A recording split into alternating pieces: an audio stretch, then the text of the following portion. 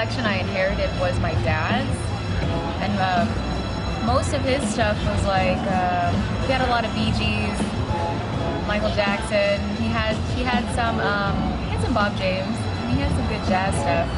So he really supported my musical taste developing after that. As far as DJing, he doesn't really care too much for it. He doesn't really like condemn me from it necessarily.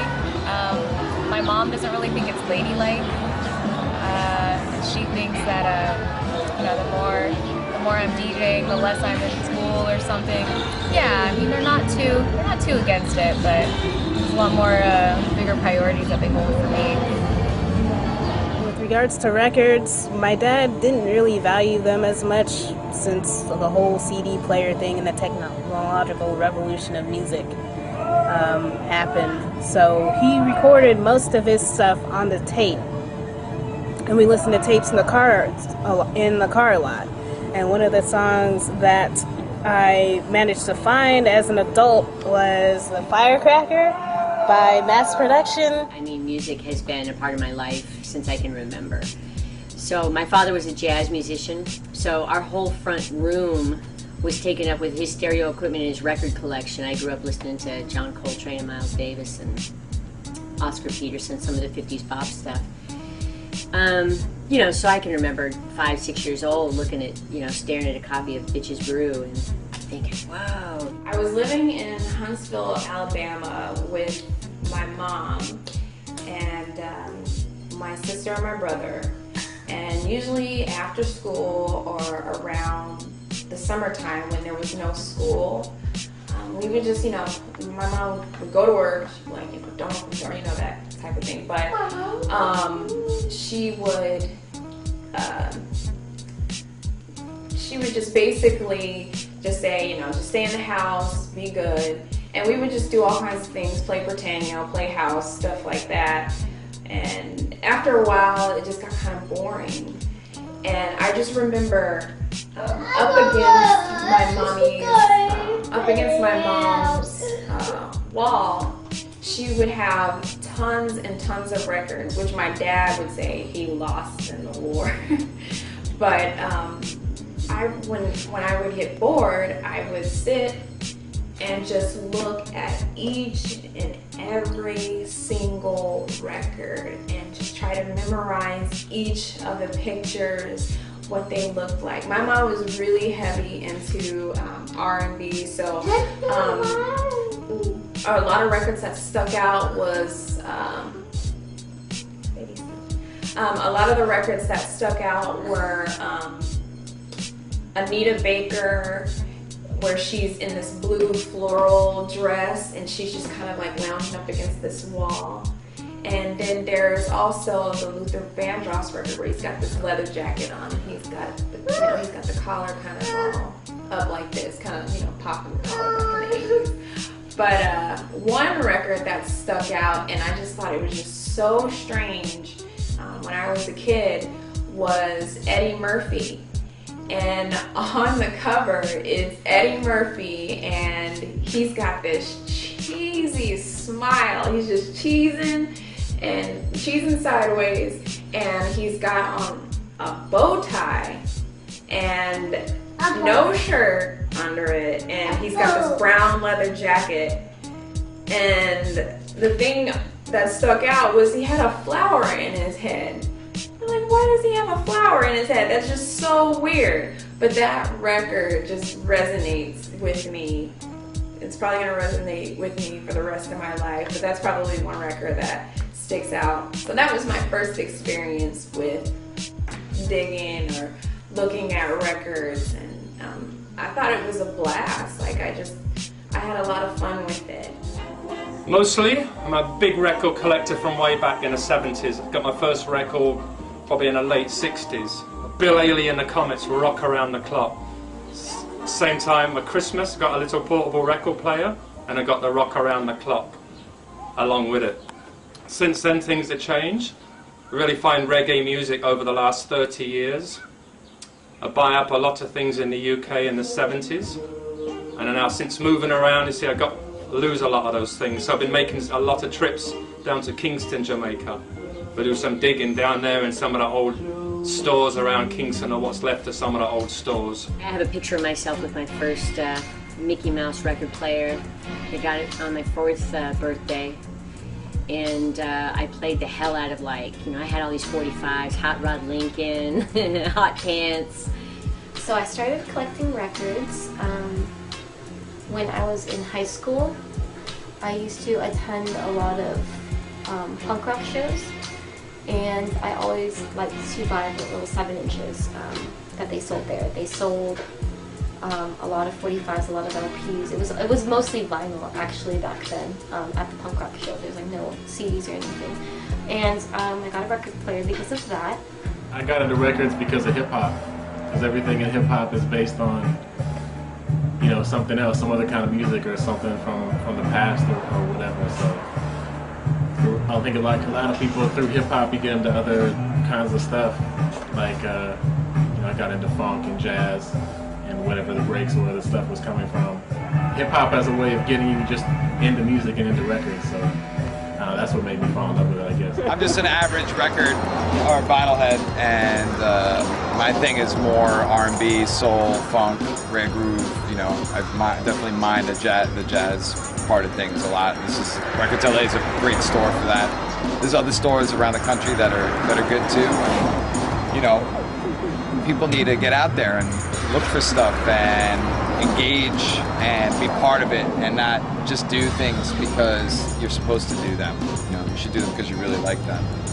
I waited around here for probably 2 hours to get my hands on 2 Pharoah Sanders records, just so, you know, waiting for the guy to sell them to Scott. And that's kind of how I am. That's part of the whole experience of why people should do it. I started collecting a lot more jazz records. I started collecting a lot more hip hop actually through thrifting, because I would find that a lot of the DJs who were going into the digital realm were literally just kind of donating a lot of these record pool records that they would have.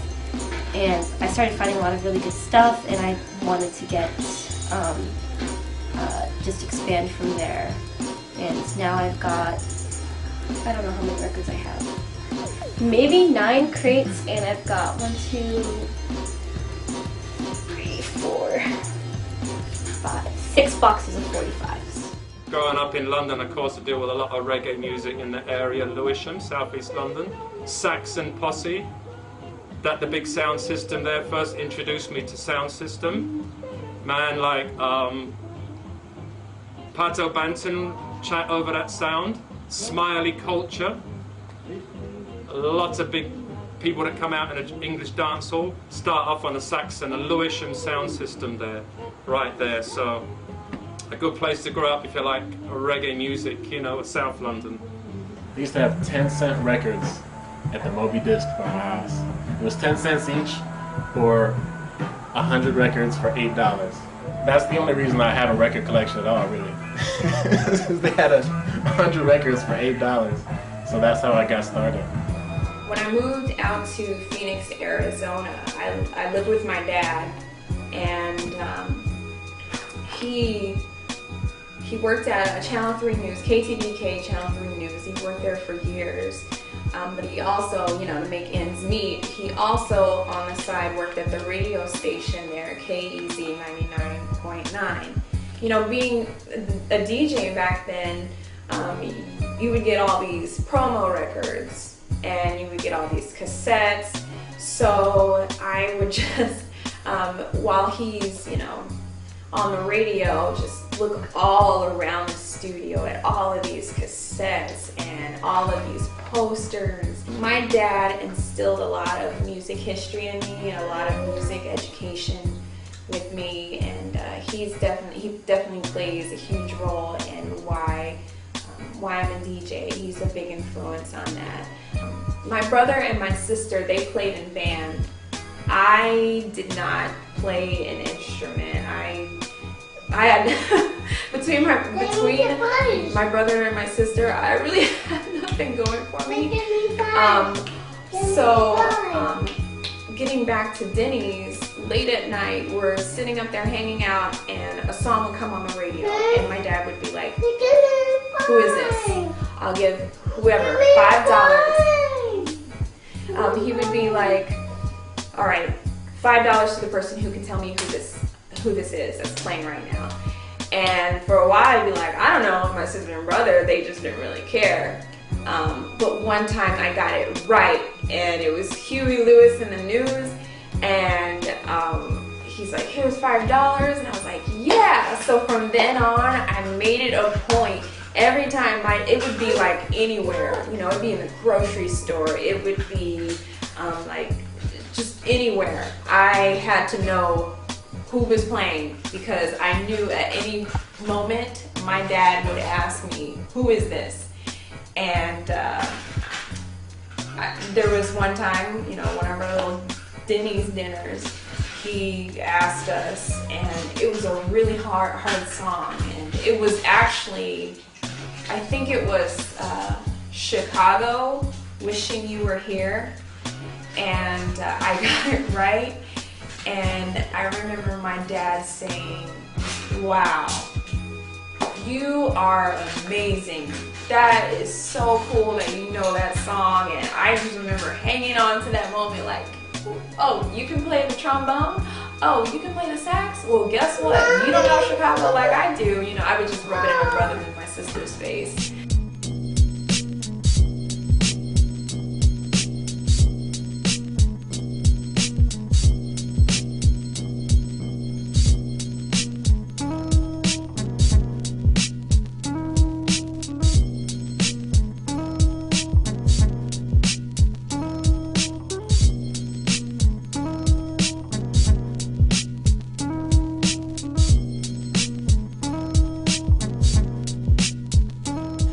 Man, you know, I don't know, it must have been like 15 years ago. I ran into this man who, and he looked like a cool, like, hard-working man. He was clean. I was like, hey, you got any records? He was like, yeah, come over to the house. So then when I went over there, it happened to be Plunky from the Oneness of Juju, his best friend. His best friend, I won't mention his name because I don't want people to bother him, but he helped start CTI Records as a promoter.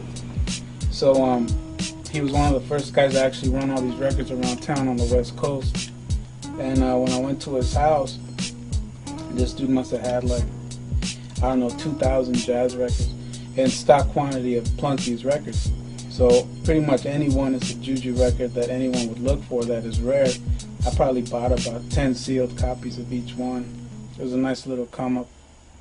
One day I was in a store, an Aquarius, an old man come in, had a little sack with some records, 45s, tell me it was from Clarendon, and that he produced one of the Clarendonians records.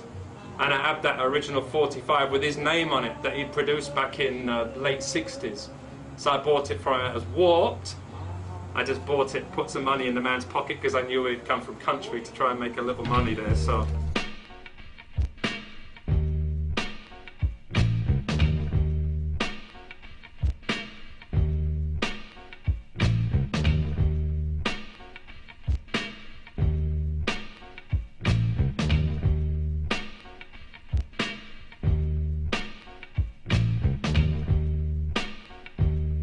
I think every DJ at one point in their life wants either a record store or have a record out or wants something, you know. They want to make a record, own a record store, one of those kind of things. And you know, I never had any kind of experience. I started collecting and DJing when I was like 12, I think, you know, back when like break dance music was in. I'm growing up in Chicago. I mean, it was definitely a house music thing here.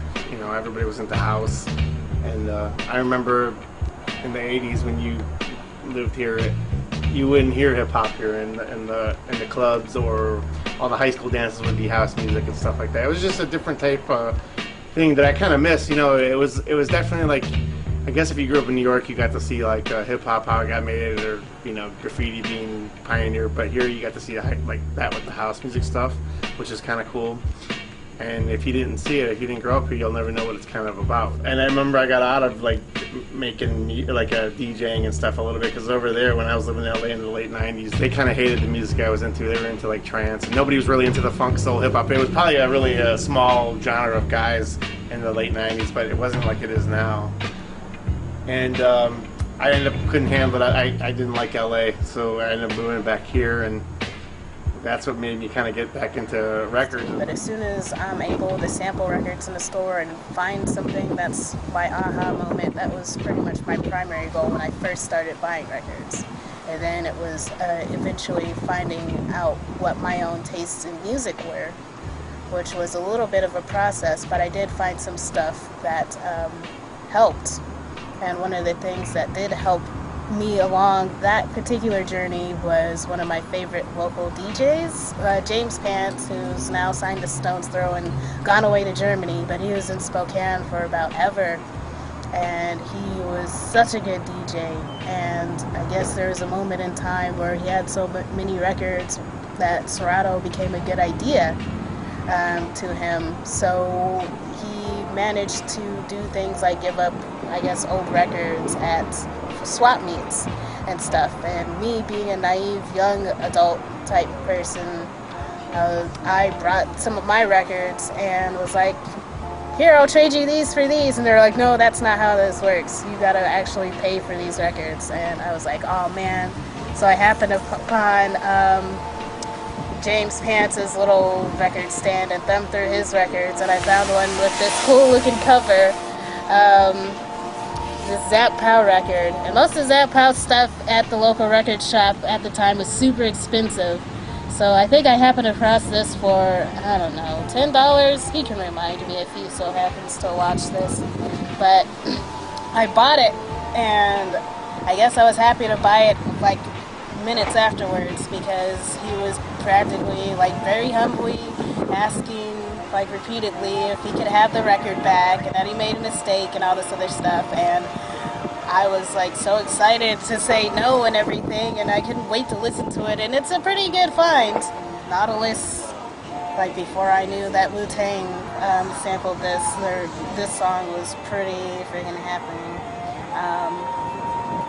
I guess the whole record is pretty cool, but the art was also very nice. So eventually I kept hovering around this record shop until I got Bob James's 1, 2, 3, and 4. I was really into punk and 80s hardcore, metal, and jazz music. And I also liked hip-hop music too. It was different though, like different, mostly underground hip-hop. But we had a music room in the house, so you know, I played piano, played guitar, and today I play the drums. I ended up on the drums, and I think, you know, largely, you know, my grandfather, who was a pianist, would come into town, and you know, he would start out these competitions on the kitchen table. All of us siblings, you know, who can tap out these patterns, and he'd come up with these wicked patterns, and he would always slap the table and say, "The little one," now that was me. "The little one's got it." You know, my brothers would be all bummed out because here I was at 5 or 6 years old tapping out these patterns. People are always saying, "Oh man, records are hard to find." You know, I'm done digging. You can't find anything. But then you hear of these crazy spots, like right down the street. You know, maybe about 15-minute drive. There's a supermarket.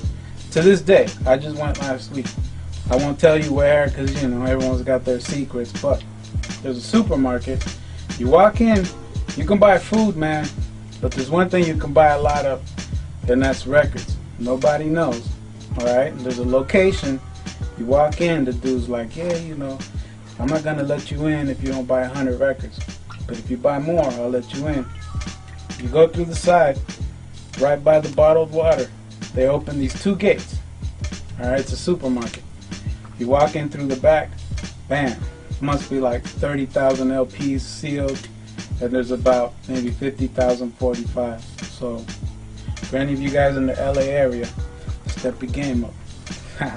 You talk about digging and getting dirty in the US. You really want to get dirty, you have a dig in there in Kingston. So I'm going to show you some things there. Right here, original Studio One Jamaica All-Stars, and never been reissued. I find these for like maybe 100 to 200 Jamaican dollars, say maybe $1.50 approximately. A rare album there. Wailers, all them things, Gay Lads, Roy Richards, Paragons on the Beach, a rare Treasure Isle original pressing there. All legendary Scatterlight right there. Some Eptones there I find digging through things there. 45 I find in Jamaica. B.B. Seaton doing Bill Withers' song Lean on Me. You hear a lot of versions, Jamaican versions that Ain't No Sunshine. This is the first version I found of the Lean On Me, Bill Withers. Such a nice track there. 12 inches are a big thing in reggae music. I start out in maybe the later part of the 70s, I think, at 12 inches. It kind of coincides, you see, with a disco after 12 inches. Usually have an extended mix and a version on the B-side. This is Observer 90, the Observer Tenement Yard right there, Dennis Brown, Horace Handy there. So a lot of things. Joe Gibbs, let me show you this one right here. 45 RPM, disco single. Babylon Bridge and Mighty 2. Wicked cover right there. I show a sign of the times there with the bell bottoms and all those things. Wicked things. Joe Gibbs, same way. Another one, a Joe Gibbs label. Check this for a close-up right here. Serious, wicked cover right there. Probably the best 12-inch cover I ever see, you know. Gregory Isaacs and Rankin Dread on the GG Records right there. Itbound Studio Channel 1 on a Maxfield Avenue, West Kingston. A Revolutionaries, Itbound, all of these things there. Channel Jar.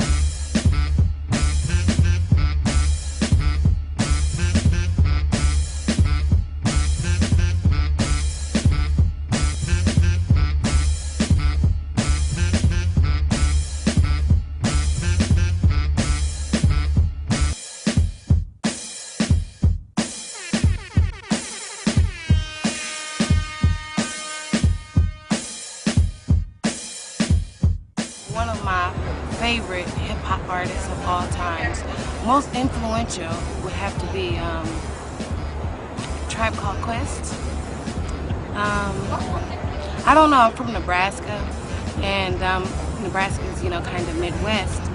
So, you know, a lot of my friends, you know, they would listen to like West Coast. Some people would listen to West Coast, some people would listen to East Coast, and I kind of like a little bit of both, but just any Tribe Called Quest album. Back then, I didn't even know what sampling was. I didn't know that. I thought that they made the beats. I didn't know anything about jazz sampling, or it's just been a big influence, you know, like ever since I was young, a really big influence. And I've always traveled and like listened to like jazz, and it would mellow me out. But this was like jazz and hip hop, so I got like two things in one. My mom is like R&B, my dad is like just this plethora of, you know, rock and soul and funk. And I had hip hop, and that was, purchasing a Tribe Called Quest was just like, that was me. And I love the fact that they use jazz, and that it was just like something that I could get down. You know, in Alabama, like it was, you know, it was 95 South. It was a lot of like booty bass, you know, stuff like that. And the Tribe Called Quest was like my portal into like this hip hop world that I love. And people are into this West Coast music. I just could not. I couldn't fit in anywhere. So Tribe Called Quest and De La Soul, P-Rock and CL Smooth, you know, artists like that, that was just kind of like people that I could identify with. That was like my center as far as music. And everybody thought I was like weird when I would be like, hey, have you heard this, like, have you heard Troy by P-Rock and CL Smooth? And they're like, what is that? I've never heard of that, you know. And it was just like, you know, for a while, like I just never fit in. But then, you know, as I grew older and I kind of came into my own, like it just started finding people and connecting with people who were like on the same page with me, and as far as hip hop, and that's what made me want to become a DJ. was to be able to play stuff for people who don't fit in, you know, and it's cool. It's not that it's cool, but it's okay. It's all right. You don't have to fit in, and you know, that's why I love to DJ. So here we are. It's our little shop here in West Adams, down here just north of South Central in Los Angeles. Small spot, just kind of getting it going. We've been pretty good today, bought a bunch of records. We got these couple of stacks came in. Cool Latin. Got psychedelic Joseph Bird doing American Yankee Doodles. Weird jazz. Always the classic soul. All sorts of stuff, every day. So let me tell you, some of these shops are very poor. If you go to Aquarius Records up in Halfway Tree, on Agley Park Road, they don't even have any power in the shop, no electric. So if you want to check the records out on a turntable to give them a listen, they have to crank the generator just so they have you have some power in there. They'll bring out a big stacks and just pile them on the counter. You go through them. A thumbs up or thumbs down. A thumbs up mean you want to keep it and the man will take it and then drop it on the turntable for you to listen to. That's the process usually. I drop the records there. You look through a lot of records in not such good condition. It's one of my favorite records. Was searching through piles and piles of crappy 45s. I look up on the counter, see this Mau Mau Productions, a tribute to Tenor, one of my favorite reggae artists. Boy, I couldn't believe it. So I think I have a live dance, or it has interviews from the radio with Tenor. Tenor, of course, the man I do Pumpkin Belly, Fever. Well, I couldn't believe when I found that. Really have to be in a wicked condition. I'm so happy to find that one. My favorite record that I just treated myself to is this DJ Crush record. I actually didn't have this on wax before. I listened to it digitally and I knew that I had to get it on wax and it was very expensive, but I just treated myself to this for my birthday most recently, and so far it's my favorite record right now. These are my two first records that I ever got, actually. This Damned record and this Black Sabbath record, so I guess by default these would be my two favorites. And I bought these, I didn't even have a record player yet. I bought this Black Sabbath record just because the label, the tag on it says 666. I thought that was really strange, so I bought it. And I got this because I really like the Damned. And that same, I know that my grandmother had a record player, and so I just went to her house and I picked that up and I went to go get like a preamp and speakers the very next day. And then that's kind of where I started. And then at shows, I just started collecting at shows of like persistently, where I would go, sometimes I would go to the show and like just get the 7 inches and like not even pay to get in or anything. Just go to the band and buy the record that I wanted and kind of take off, because I probably had to go to school the next day. I was really young. First record I ever bought. I'm pretty sure it was something like Mr. Magic's Rap Attack, like some kind of rap comp. It was my dad's, and most of his stuff was like, he had a lot of Bee Gees, Michael Jackson. He had some Bob James. He had some good jazz stuff. So he really supported my musical taste developing after that. As far as DJing, he doesn't really care too much for it. He doesn't really like condemn me from it necessarily. My mom doesn't really think it's ladylike. She thinks that you know, the more I'm DJing, the less I'm in school or something. Yeah, I mean they're not too against it, but there's a lot more bigger priorities that they hold for me. With regards to records,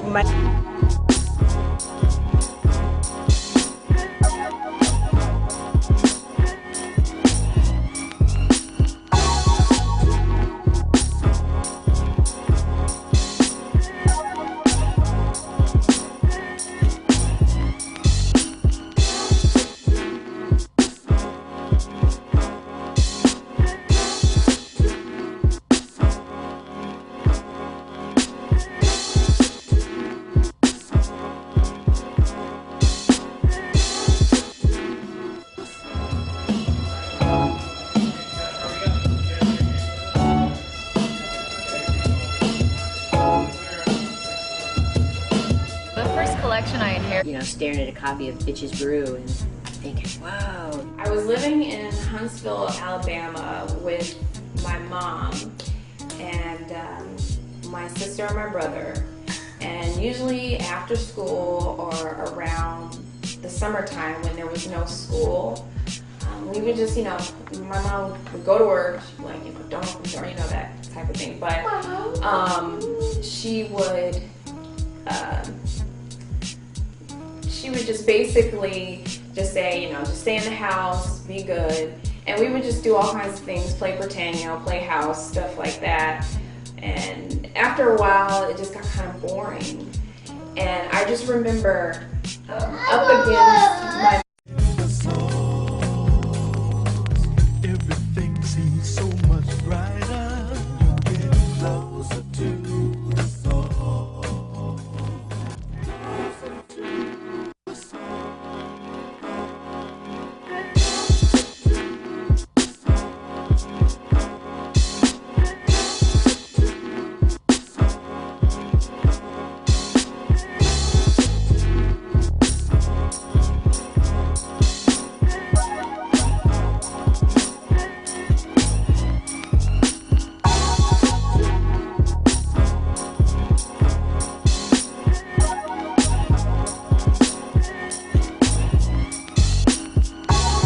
My dad didn't really value them as much since the whole CD player thing and the technological revolution of music happened. So he recorded most of his stuff on the tape, and we listened to tapes in the car a lot. And one of the songs that I managed to find as an adult was "The Firecracker" by Mass Production. I mean, music has been a part of my life since I can remember. So my father was a jazz musician, so our whole front room was taken up with his stereo equipment and his record collection. I grew up listening to John Coltrane and Miles Davis and Oscar Peterson, some of the 50s pop stuff. So I can remember 5, 6 years old looking at